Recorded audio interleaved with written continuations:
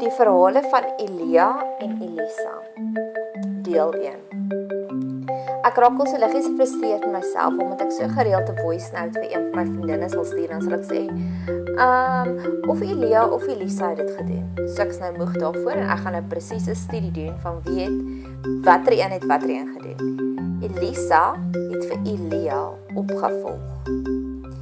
So dit is soos Barack Obama was Elia, en Donald Trump was Elisa. Hulle verhale begin so 'n derde in die Bybel in.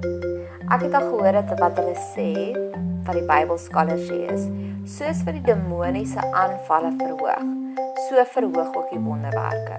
En dis juist die konteks wat hier geskets word, waar Elia en Elisa so wonderlike verhale gebeur.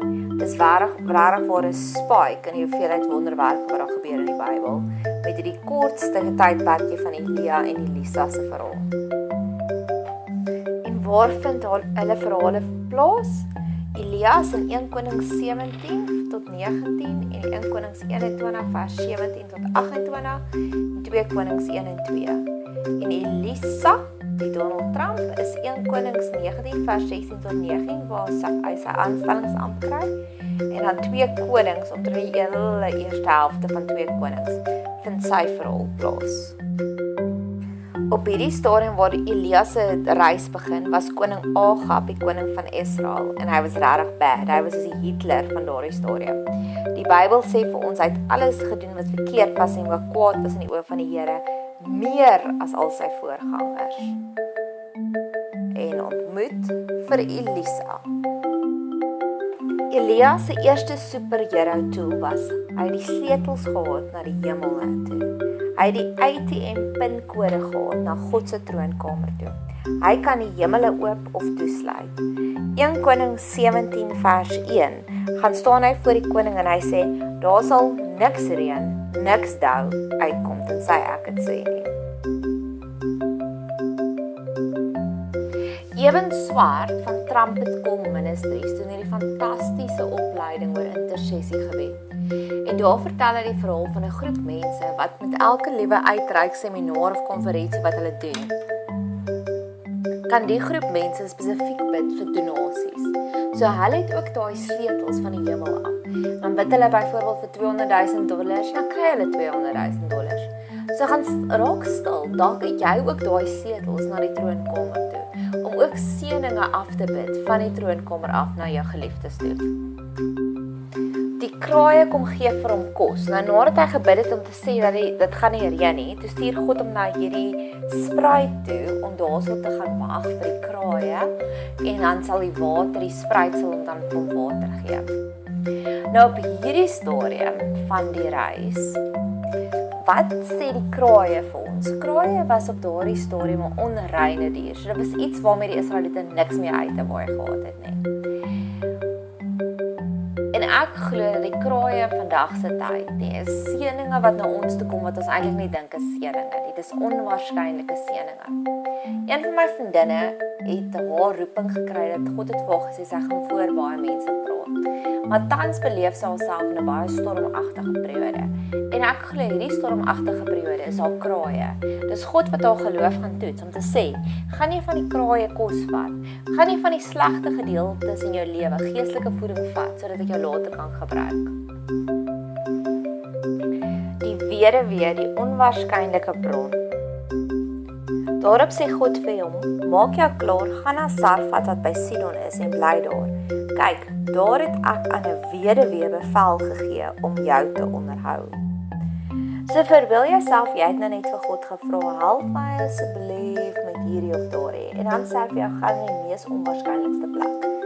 Gestel jy bly in die ooste van Pretoria, dan ry jy verby Silver Lakes, waar jy baie mense ken wat jy weet, wat jy dalk kan help met hierdie situasie. Dalk het jy R200 nodig. En God sê vir jou spesifiek, ry verby almal van hulle tot in Sunnyside, gaan soek daar die boemelaar op en vra vir hom vir die R200.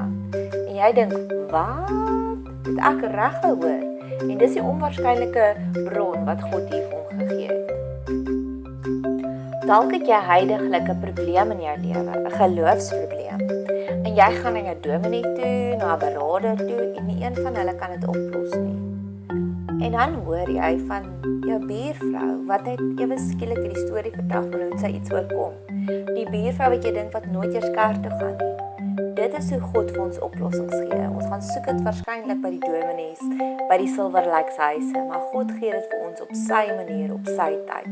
God works in mysterious ways. En haar meel en olie het nie opgeraak nie. Hierdie gaan 'n repeat sequence wees met Elisa ook, want onthou ons bestudeer nou Elia en Elisa se lewe. Een van my seëninge van meel en olie wat nie opraak nie, is die bron en die inspirasie om hierdie video's te maak.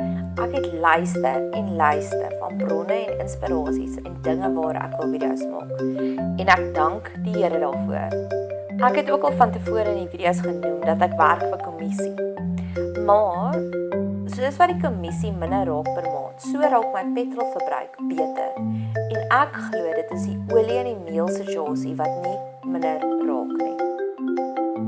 Nog 'n olie en meel situasie vir my is ek het altyd 'n antwoord vir 'n vriendin wat deur 'n moeilike periode gaan. Dis glo ek ook, dis my olie en meel wat nie minder raak nie.